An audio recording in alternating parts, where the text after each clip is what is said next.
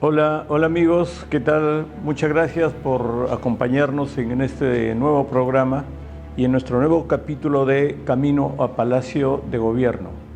Con Hugo vamos revisando todo lo que ha sido la historia de nuestra vía republicana y la última vez que hablamos nos quedamos en diciembre de 1879, cuando justamente el presidente Mariano Ignacio Prado viajó a Europa según él, a traer municiones o a traer armamento para la guerra con Chile.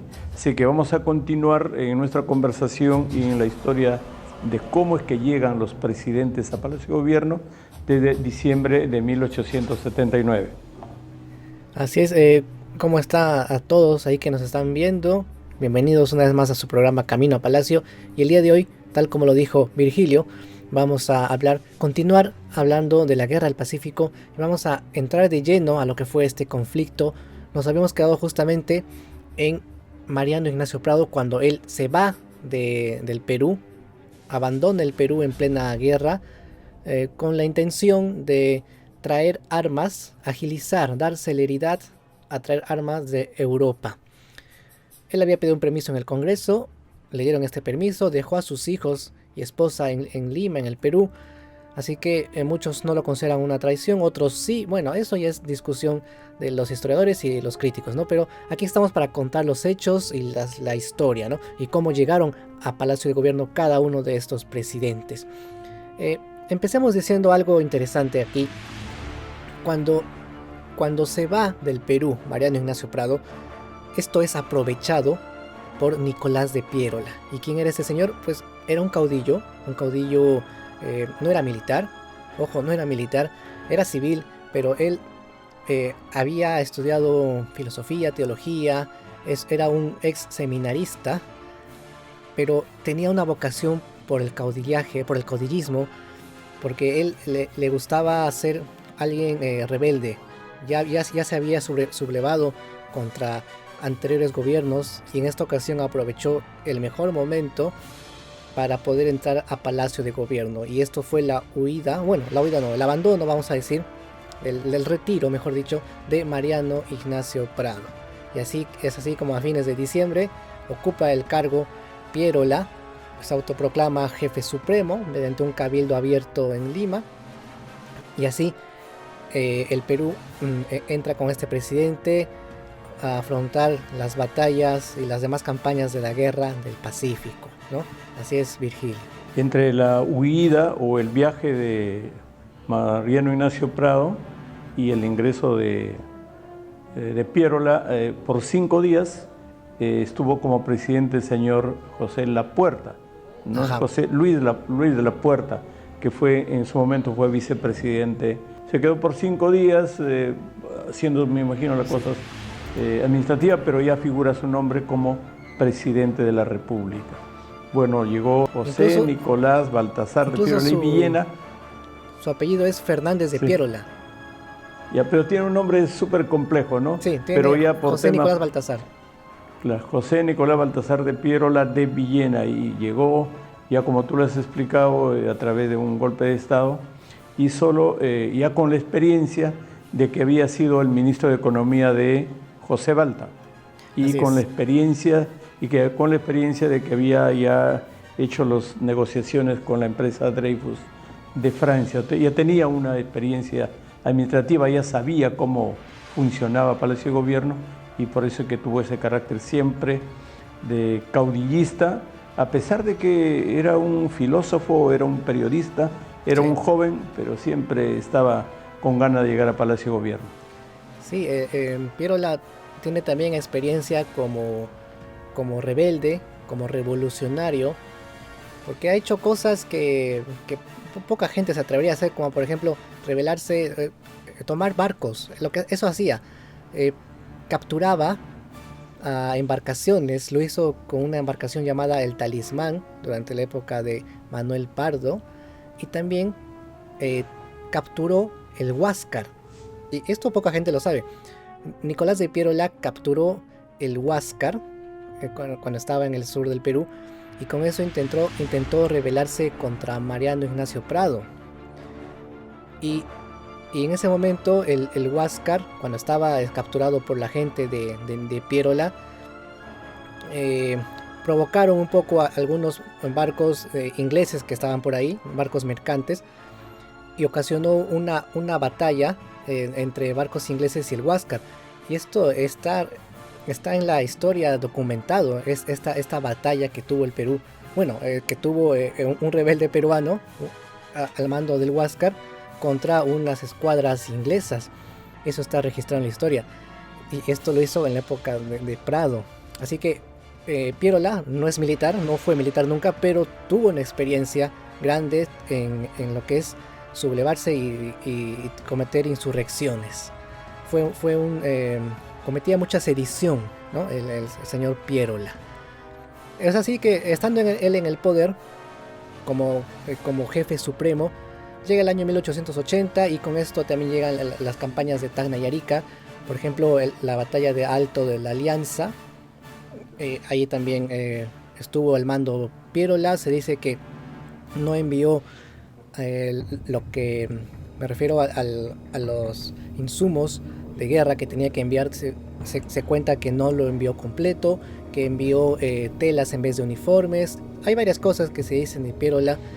Y también a inicios de 1881 hubo también otras derrotas del Perú en la campaña de Lima. Cuando viene el ejército de Chile y ocupa Lima, ocurren dos batallas muy sangrientas, que son la batalla de Miraflores y la batalla de San Juan y Chorrillos. Dos derrotas sangrientas, son de las batallas que más bajas ha tenido en la historia del Perú, eso diría yo. Y esto fue lo que debilitó al gobierno de Piérola, ¿no? Claro, nosotros, nuestro interés siempre ha sido contar cómo se llega a Palacio de Gobierno hasta ahora, pero siempre uno tiene la gana de describir cuál fue el comportamiento de cada presidente, ¿no? Porque en el caso específico ahora de Piérola, le tocó gobernar en plena guerra con Chile. Sí. Y a pesar de que los historiadores o algunos gente que ha escrito sobre la historia del Perú lo describen como uno de los grandes presidentes del siglo XIX, siglo XIX, también Piérola tenía una serie digamos, de actitudes negativas respecto al Perú frente a la guerra con Chile. Tal vez valga la pena aclarar de que en esta guerra con Chile hemos tenido como 5 presidentes simultáneos, ¿no? Estuvo ya el presidente Mariano Ignacio Prado, estuvo el señor Lapuerta, estuvo Nicolás de Piérola, luego ha venido el señor piurano, que es Montero, luego ha venido Iglesias hasta que llegó Cáceres. O sea, durante este proceso de guerra con Chile hemos tenido como 5 presidentes. Algunos, ninguno de ellos se eligió democráticamente, todos han sido por cuestiones de golpe de Estado, ¿no? Y tampoco ninguno era limeño, eso también resaltar, ¿no? Había arequipeños, pioranos, cajamarquinos, ayacuchanos como Cáceres. Lisandro Montero, que fue un hombre piurano, específicamente en la provincia de Ayabaca. Ajá. Entonces, qué glorioso esos pueblos que han tenido un presidente nacido en su tierra, a pesar de que el reclamo permanente de los ciudadanos, ¿no? A veces los pueblos tienen hijos que son presidentes, pero los pueblos siguen abandonados. El presidente Iglesias fue de Celendín, de Cajamarca, entonces también fue parte de la época de la guerra con Chile, pero en general toda esta relación de presidentes, algunos digamos, podemos llamarlo como patriotas, pero otros traicioneros, porque realmente actitudes como la de Piérola, que en vez de mandar municiones, manda algodones o manda ropa vieja, esa es una traición a nuestro país, ¿no? Sí, así lo consideran muchos historiadores también, ¿no? Hay que decirlo. Es bueno contar lo que ha sucedido en verdad. Sigamos. En el caso de Piérola, ya para terminar tal vez la época de Piérola, el primer acto de traición a la patria es cuando en vez de mandar armamento al sur, manda telas o cosas usadas en las cajas. El segundo acto de traición a la patria es que cuando los chilenos vienen a tomar Lima y rodean todo Lima para ingresar y hacer la toma de Lima, el presidente se corrió y creo que fue a Ayacucho o fue al centro. El tercer acto de traición a la patria de parte de Piérola es cuando en plena batalla de San Juan y Miraflores, cuando los chilenos estaban borrachos, porque así es la historia, el presidente chileno le pidió una tregua y el presidente Piérola aceptó la tregua. Ese es un tercer acto de traición a la patria, y así sucesivamente. Si queremos contar la historia realmente como fue, Piérola ha podido realizar seguramente algunas obras importantes, pero como siempre el Perú ha tenido presidentes traicioneros, como el caso de Piérola. Se dice que cuando acepta esta tregua, bueno, el hecho de aceptarla, ahí no pasa nada, pero lo malo está en que había oportunidad de atacarlos a los chilenos cuando estaban ahí en situación vulnerable, y entonces Piérola dice que no, que hay tregua, que hay que respetarlos, cuando se podía haber atacado en ese momento de tregua. Bueno, son cosas que ocurren en la guerra. El pueblo de Lima se reúne y a vista del abandono de Piérola nombran a Francisco García Calderón, que asuma la presidencia, y García Calderón toma dos vicepresidentes, un vicepresidente que fue el almirante Lizardo Montero Piurano, y el otro vicepresidente era el presidente Andrés Sabrino Cáceres. El ayacuchano. Y ayacuchano. Entonces en ese momento había prácticamente un gobierno paralelo, el gobierno de Piérola, que estaba en la sierra, y el de Lima, que estaba comandado por García Calderón, con dos vicepresidentes. Sí, efectivamente, así fue. Cuando ocurren estas derrotas de Miraflores, Chorrillos, se va a la sierra Piérola, se va a Ayacucho, y desde ahí ahí establece su gobierno, en Ayacucho.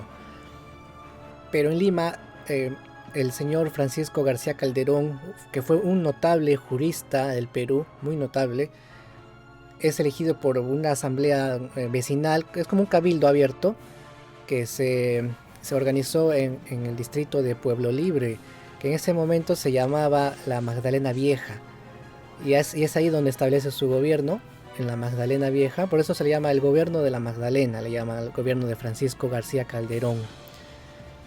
Luego de esto es ratificado por un congreso de Chorrillos. Hay un congreso extraordinario que se crea en Chorrillos, y este gobierno lo ratifica a Francisco García Calderón.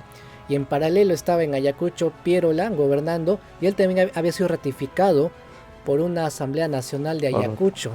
O sea, ambos presidentes habían sido ratificados por congresos paralelos, uno en Ayacucho, otro en Chorrillos, en Lima, y así teníamos dos gobiernos en paralelo. Pero los chilenos, ¿a quién reconocían? Perdón, a ver, ahí para simplificar y tal vez significar todo lo que sucedió. En plena guerra con Chile, Piérola da un golpe de Estado.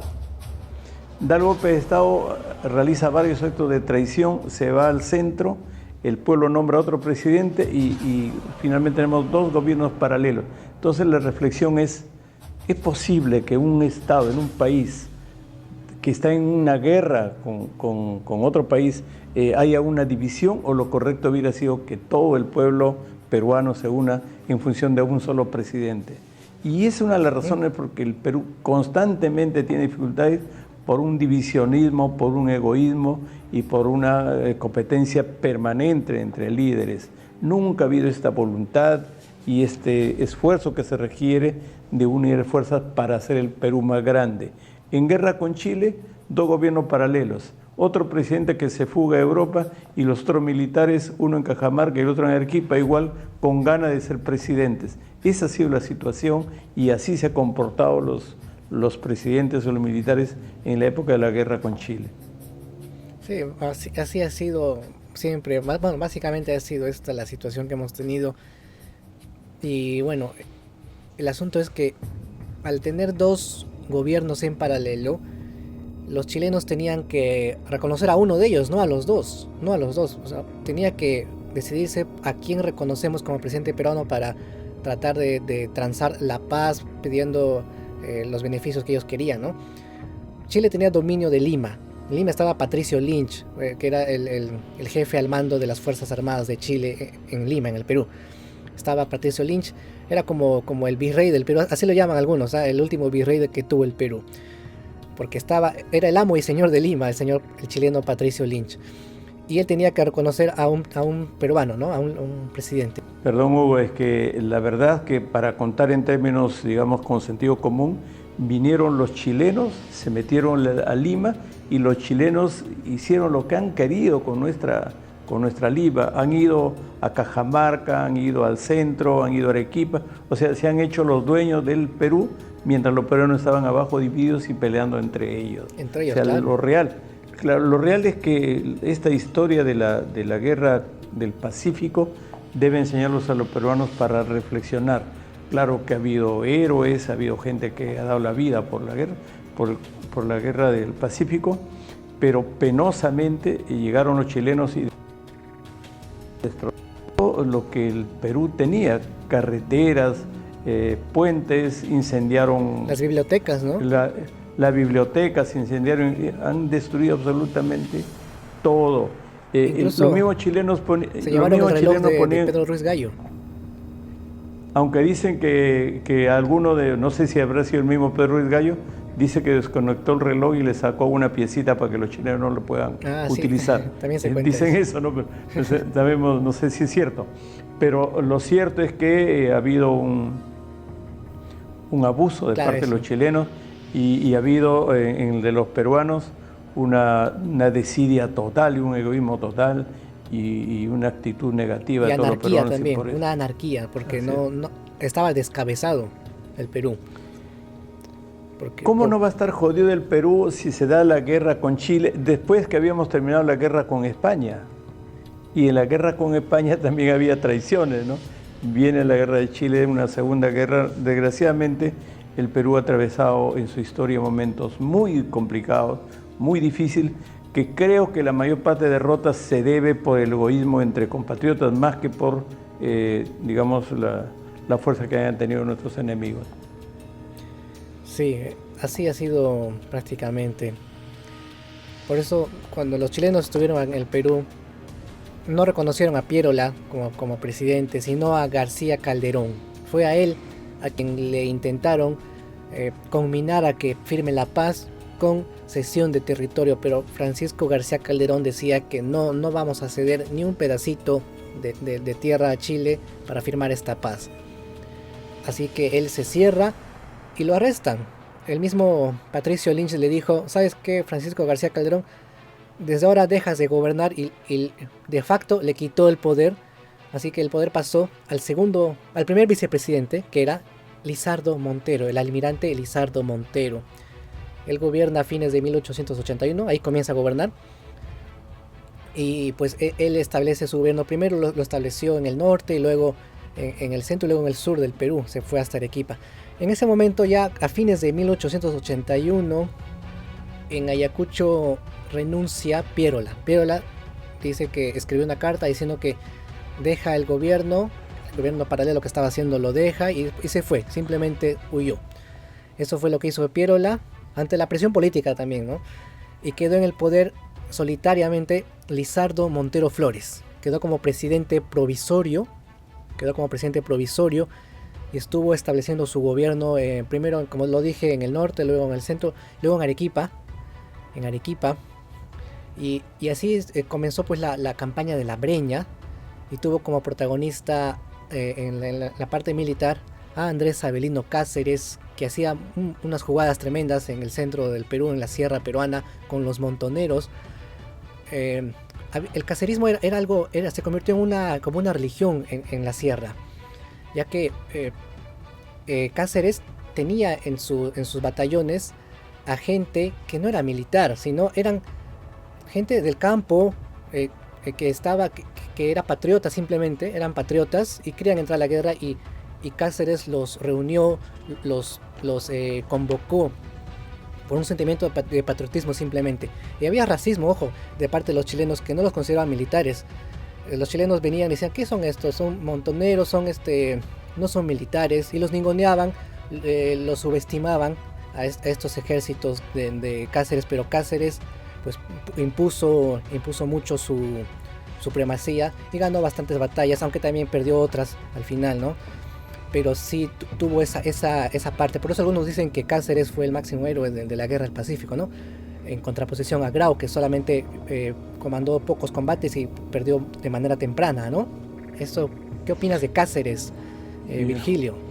Ya, antes de entrar al tema de Cáceres, tenemos que narrar lo que pasó entre Lizardo Montero, que estaba en Arequipa, y Miguel Iglesias, que estaba en Cajamarca.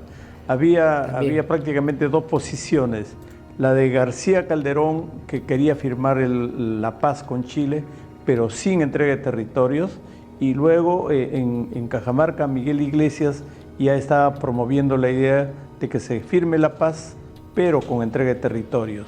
Entonces no sabemos quién tuvo la razón, si Miguel Iglesias al aceptar que se entregue Tarapacá, Tacna y Arica provisionalmente, pero ahí mientras Lizardo Montero en Arequipa seguía, organizando el ejército para seguir luchando contra los chilenos, en Cajamarca Miguel Iglesias empezaba a promover el tema de la firma de la paz con ese famoso discurso, ese famoso comunicado del grito de Montán.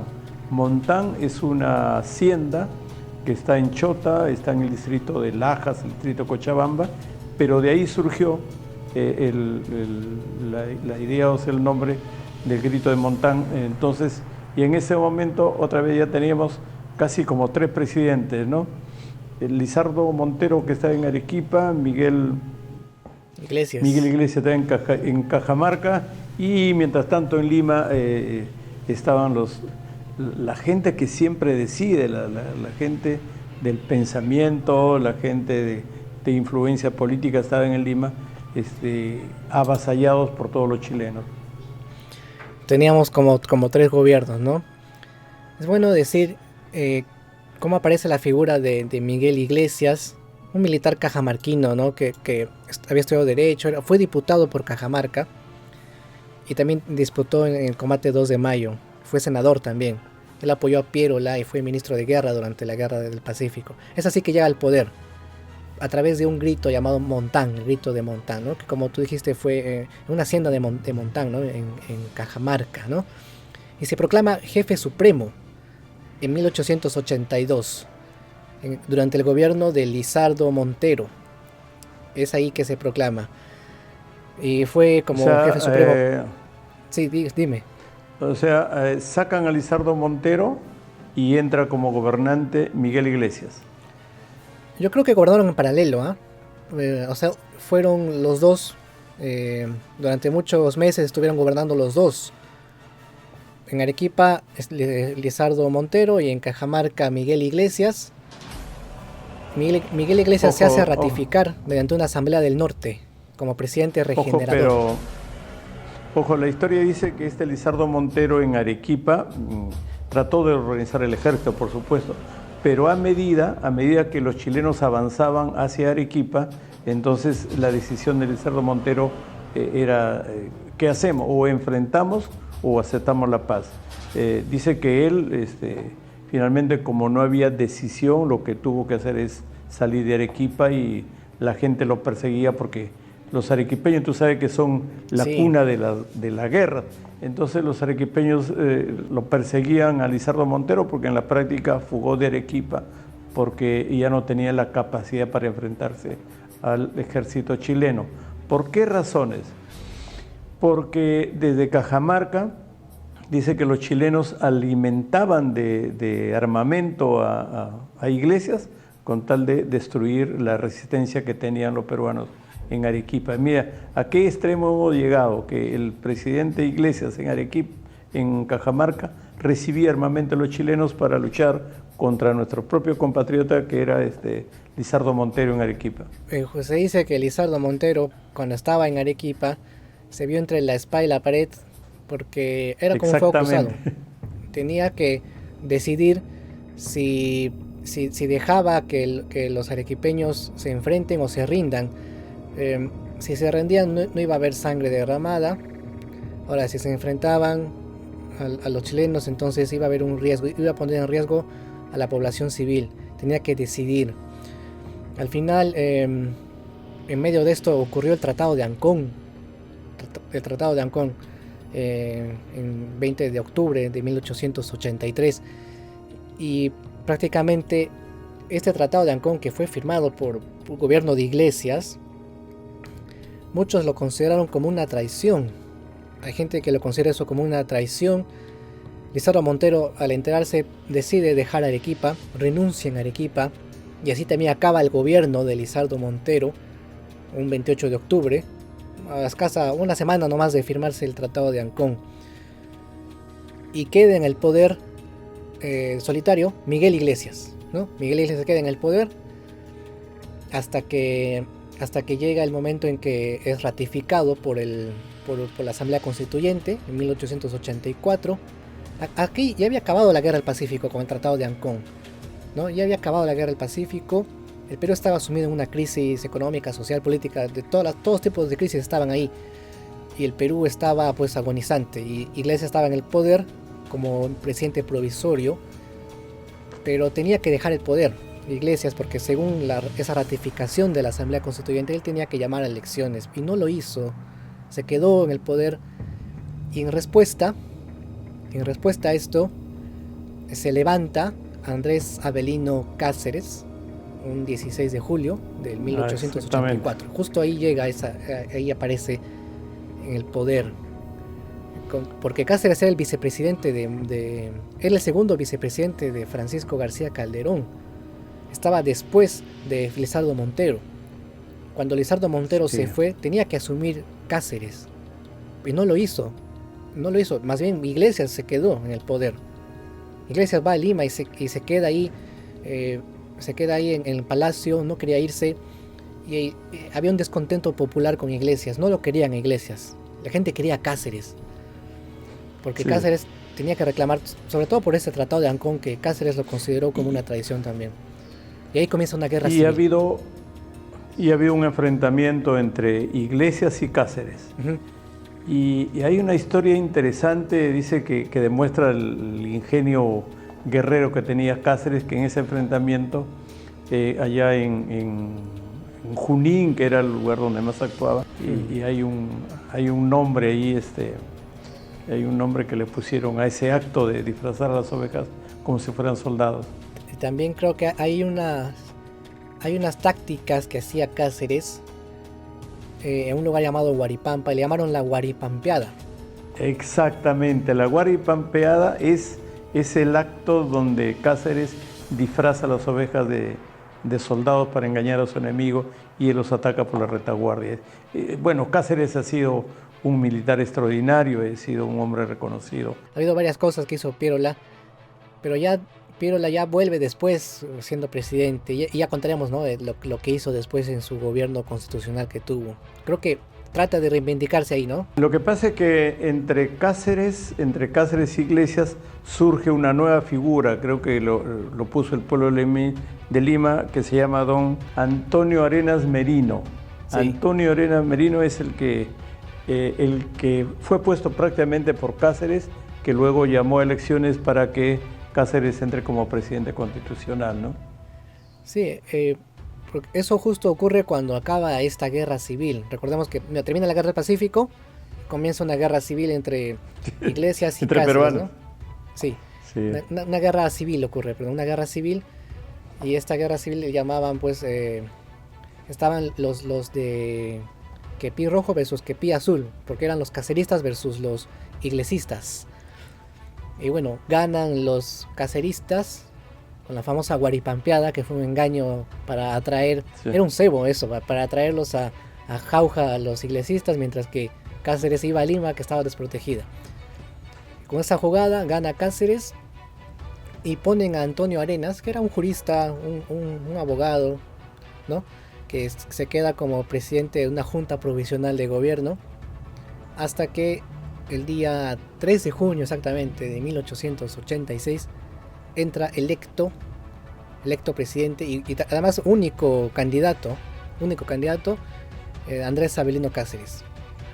Porque fue único candidato porque iba a participar el Partido Civil, el Partido Demócrata también, pero no presentaron candidato alguno, así que se quedó como único candidato y ganador absoluto Andrés Avelino Cáceres, que comenzó a gobernar 4 años desde 1886 hasta 1890. Ese fue su primer gobierno constitucional de Cáceres, y creo que ese gobierno ya lo contaríamos en una siguiente oportunidad, ¿no? Hoy día llegamos hasta Cáceres, ¿no? Sí, solo quería comentar de que este señor, don Antonio Arenas Merino, como he dicho, un abogado, ha sido senador, ha sido congresista. Ha sido de todo, premier, diputado. Dice que fue 4 veces presidente de la Corte Suprema. Dicen también los historiadores que este es uno de los ciudadanos que ha sido presidente de los 3 poderes del Estado: el Poder Ejecutivo, el Poder Legislativo y el Poder Judicial. Y un tema especial: dice que su mamá era que cantó el himno nacional. Ya, caramba. Rosa Merino fue la mamá de este señor. Mira, vaya dato Arenas que me Merino. vengo a enterar. Sí, Rosa Merino fue la mamá de este señor que ha sido presidente de los 3 poderes del Estado y estuvo como presidente del país durante 6 meses hasta convocar las elecciones y entregarle el mando a don Andrés Avelino Cáceres. Creo que a Antonio Arenas le faltó ser presidente de la Corte Suprema nada más, porque creo que el único que ha sido presidente de los 3 poderes ha sido otro presidente llamado Justo Figuerola. Creo que él ha sido el único peruano que ha ocupado los 3 poderes. ¿No? Y yo tenía esa idea. Andrés Figuerola creo que fue chiclayano, ocupó los 3 poderes, pero para esta conversación yo también he leído y dice más bien que este señor Arenas Merino ha sido 4 veces presidente de la Corte Suprema. Además le tocó ser presidente de la República durante 6 meses y fue presidente de la Cámara de Senadores, presidente del Congreso. Hay que revisar, pero este señor también ha pasado por todos los poderes del Estado. Finalmente terminó en Palacio de Gobierno por esta discusiones entre Cáceres y Miguel Iglesias. Lo interesante, como te comenté, es que su mamá fue la señora Rosa Merino, que en el colegio nos enseñan constantemente y uno nunca se olvida quien cantó por primera vez nuestro himno nacional. Así es. Virgilio, permíteme, ya que hemos llegado a la parte final, permíteme resumir cómo llega al poder cada uno, así brevemente, empezando por Piérola. Perfecto. Que llega al poder Piérola porque da un golpe contra Mariano Ignacio Prado. Y es así que llega al poder. Ahora, Francisco García Calderón llega al poder por retiro de Piérola a la sierra, porque él se retiró a la sierra y como García Calderón era senador, lo ponen, un cabildo abierto lo pone. Lizardo Montero entra en la presidencia por ser vicepresidente de García Calderón, ¿no? Presidente de Francisco García Calderón. Ha sido su vicepresidente. Entonces llega al poder por eso, además porque García Calderón había sido destituido por nada menos que Patricio Lynch, ¿no? Él tenía esa potestad para destituirlo y lo hizo. Miguel Iglesias llega al poder mediante un grito de Montán. Cáceres llega al poder mediante elecciones en este caso, pero también antes se había autoproclamado. Se autoproclama en respuesta a Iglesias, que era su rival. Y es así como estos presidentes... faltaba Antonio Arenas, que llega al poder porque al ser un jurista reconocido, lo ponen por un periodo provisional. Entonces ahí tenemos cómo han llegado al poder. Ninguno ha sido por elecciones. Han sido puestos por tal vez un grito de guerra, o si no, una autoproclamación o una sucesión legal o un cabildo abierto, ¿no? Tenemos varias formas de cómo llegar a la presidencia, pero durante la Guerra del Pacífico ha sido todo un desorden, eso hay que decirlo, ha sido un desorden total, esa es mi opinión personal. Creo que Chile está más ordenado en cuanto a sucesión de presidentes se refiere, yo creo que sí, en ese momento, pero bueno, el Perú estaba en eso, ¿no? Sí, has narrado bien y sintetizado cómo que cada uno de estos señores llegaron a Palacio de Gobierno, y no sé si lo dije en la conversación anterior, dicen la historia que todos los barcos que Chile construyó allá en Inglaterra no fueron cobrados, más bien Inglaterra le mandaba armamento para esta guerra. Quizá en el sentido práctico, el Perú primero en 1866 libró una guerra con España, y luego en la guerra del Pacífico en 1879 ha sido la guerra con Inglaterra y Chile. Esa es la historia de nuestro país. Como lo dije un momento, tenemos presidentes patriotas, presidentes traicioneros, presidentes corruptos, presidentes usurpadores. De todo ha tenido el Perú, así exactamente. Seguramente más adelante vamos a recordar quién fue usurpador, quién fue corrupto, quién fue traicionero y tal vez algún presidente patriota. En la final de la Guerra del Pacífico y también en la final de la guerra civil entre peruanos, que fue encabezado por Miguel Iglesias y por Cáceres, al final intervino, como le hemos dicho, hubo la intervención del cuerpo diplomático, los obligó o los convenció para que firmen la paz entre caudillos, firmaron la paz y renunció Miguel Iglesias, que se creía presidente, renunció el 3 de diciembre de 1885 y asumió la presidencia del Consejo de Ministros Antonio Arenas Merino. Inmediatamente que asumió ese honor de ser presidente, convocó a elecciones generales. A los 3 días, quiere decir el 6 de diciembre de 1885, convocaron a elecciones generales y, por supuesto, como había un único candidato, que era Andrés Avelino Cáceres, ganó las elecciones, digamos, constitucionalmente. Y el Congreso ya lo reconoce como presidente de la República a los 6 meses, el 2 de junio de 1886. Ahí ya tenemos un presidente constitucional que se llama Andrés Avelino Cáceres. Bueno, hasta acá llegamos en esta conversación. Hugo, nos preparemos para seguir contando a nuestros amigos cómo es que se llega a Palacio Gobierno. Sí, así es, amigos. En la próxima ocasión estaremos contando a partir del gobierno de Cáceres en adelante, ¿no? Ya esta etapa de reconstrucción nacional que le toca al Perú y sobre todo también la etapa de la República Aristocrática, que ya estaremos contando de qué se trata y qué presidentes transitaron por el Perú. Eso ha sido todo por hoy, amigos. Gracias, Virgilio, por este programa y nos veremos en una próxima oportunidad, ¿no? Muchas gracias a todos por acompañarnos en este programa. Felizmente ahora, como las fechas son más cercanas, porque aunque haya pasado 150 años, las fechas son más cercanas y tenemos oportunidad de contar más números y contar más fechas. Muchas gracias por acompañarnos y hasta la próxima. Muchas gracias y nos vemos en la siguiente. Hasta pronto.